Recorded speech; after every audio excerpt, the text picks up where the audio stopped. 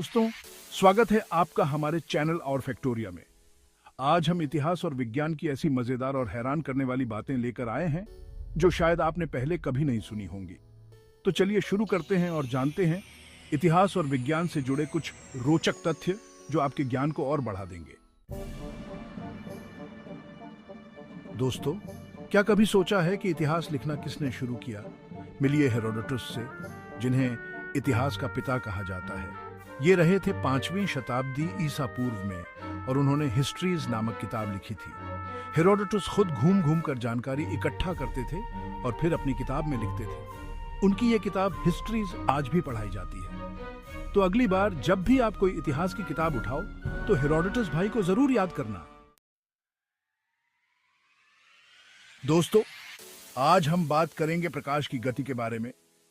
प्रकाश की गति होती है 2,99,792 किलोमीटर प्रति सेकंड, मतलब एक सेकंड में लगभग 3 लाख किलोमीटर। प्रकाश की गति को ही हम ब्रह्मांड में दूरी और समय को मापने के लिए इस्तेमाल करते हैं। और सबसे मजेदार बात यह है कि प्रकाश की गति को कोई भी चीज पार नहीं कर सकती। तो अगली बार जब भी आप बिजली कड़कते देखें या फिर सूरज की रोशनी में नहाएं, तो प्रकाश की इस अद्भुत गति के बारे में जरूर सोचना। दोस्तों, कभी सोचा है कि दुनिया का सबसे पुराना शहर कौन सा है? यह शहर है जेरिको। यह शहर आज के पैलेस्टाइन क्षेत्र में स्थित है और इसे दुनिया का सबसे पुराना जांत शहर माना जाता है। इसकी स्थापना हुई थी लगभग 9000 ईसा पूर्व में। जेरिको शहर का इतिहास बहुत ही रोमांचक रहा है।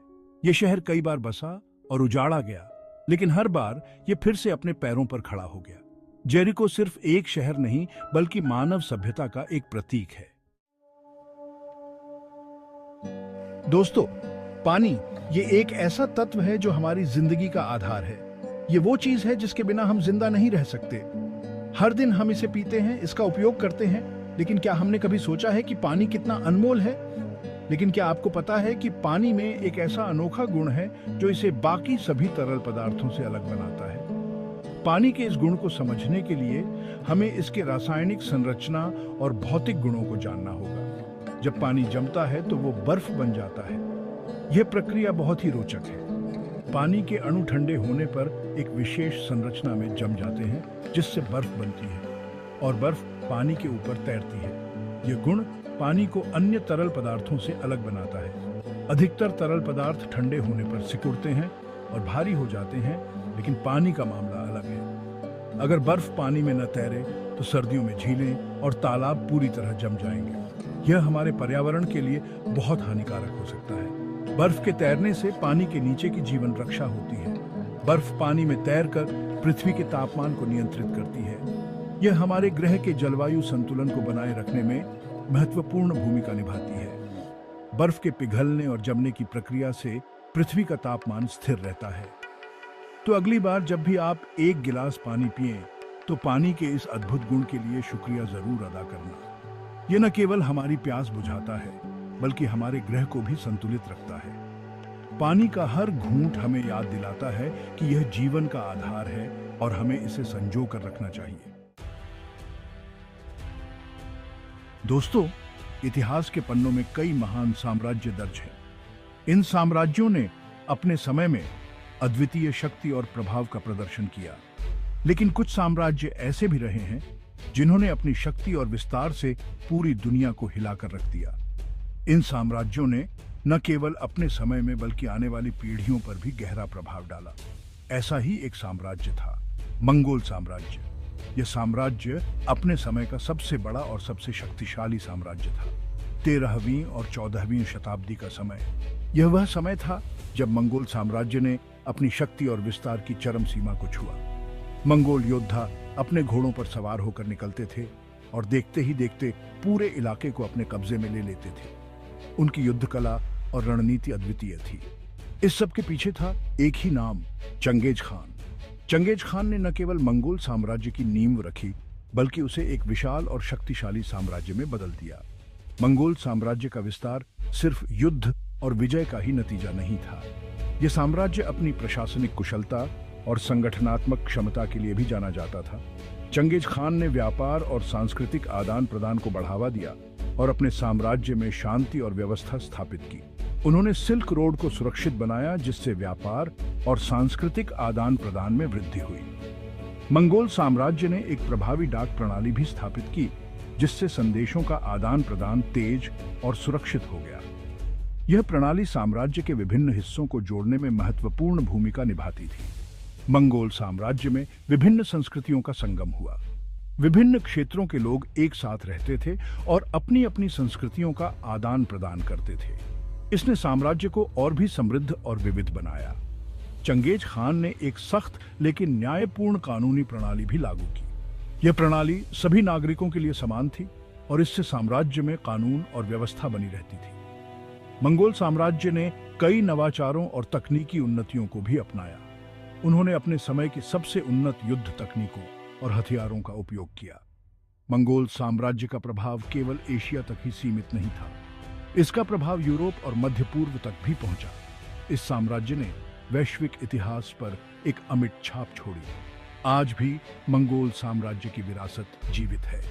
मंगोलिया में कई ऐतिहासिक स्थल और स्मारक हैं जो इस महान साम्राज्य की याद दिलाते हैं। इस प्रकार मंगोल साम्राज्य का इतिहास हमें यह सिखाता है कि कैसे एक छोटे से समूह ने अपनी अद्वितीय रणनीति और नेतृत्व के बल पर एक विशाल साम्राज्य की स्थापना की। यह कहानी हमें प्रेरित करती है और हमें यह समझने में मदद करती है कि इतिहास में कुछ भी असंभव नहीं है।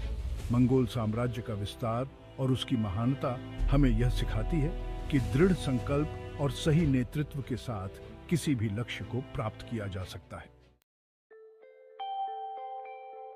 दोस्तों, आज हम बात करेंगे एक ऐसी चीज के बारे में जो हमें बनाती है हमारा डीएनए। डीएनए या डीऑक्सी रिबोन्यूक्लिक एसिड हमारे शरीर की हर छोटी से छोटी जानकारी को संजोए रखता है। यह हमारे शरीर की संरचना और कार्य प्रणाली को नियंत्रित करता है। यह हमारे शरीर का ब्लूप्रिंट है। यह ब्लूप्रिंट हमारे माता पिता से हमें विरासत में मिलता है और यह तय करता है कि हम कैसे दिखेंगे, हमारी आंखों का रंग क्या होगा, हमारी ऊंचाई कितनी होगी और यहाँ तक कि हमारी कुछ बीमारियों की संभावना भी। अगर हम अपने शरीर के हर सेल से डीएनए को निकालकर जोड़ दें तो उसकी लंबाई इतनी ज्यादा होगी कि आप हैरान रह जाएंगे। सोचिए, एक छोटे से सेल के अंदर इतना सारा जेनेटिक मटेरियल होता है। एक मानव शरीर में लगभग 50 ट्रिलियन सेल्स होती हैं।